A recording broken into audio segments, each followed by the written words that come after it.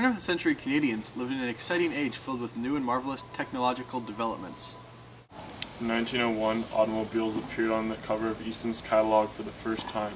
Most automobiles produced in Canada were hybrids consisting of American engines and running gear mounted on Canadian bodies. Not everybody in Canada greeted the automobiles with positive reviews. In 1908, Prince Edward Island banned them because they frightened livestock and children and tore up the roads.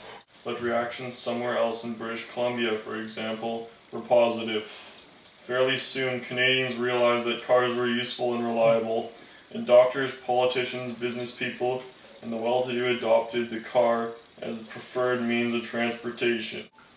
It took much longer for airplanes to become as widely accepted as automobiles. The first successful flight in Canada was in Nova Scotia in 1909, when J.A.D. McCurdy flew his plane the Silver Dart 1 kilometer, hovering 10 meters above the ground.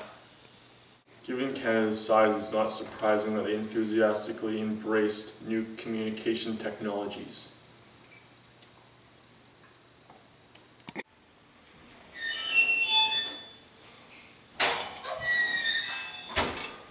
In the beginning of the 20th century, Canadians were the world's largest users of the telephone. In 1901, there were over 300,000 telephones in Canada, twice as many as in the US and 3 times as many as in Great Britain. In 1901, Guillermo Marconi received the first telegraph communication message in Morse code in England. From England. Perhaps even more exciting than the telephone was the moving picture show. During the Laurier era, a large number of Canadians became world champions in sports.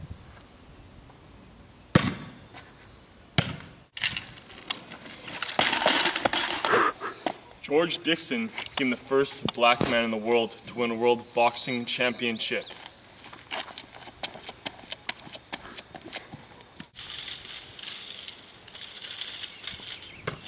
Rapid industrialization encouraged growth in spectator sports.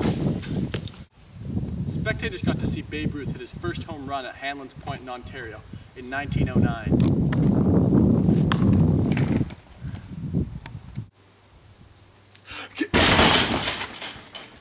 Canadians could also enjoy the works of Canadian artists, poets, and writers.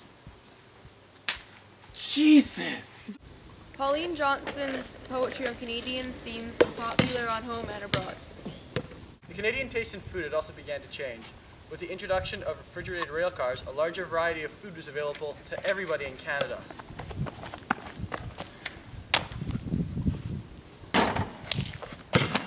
In 1910, processed foods such as Heinz ketchup were common.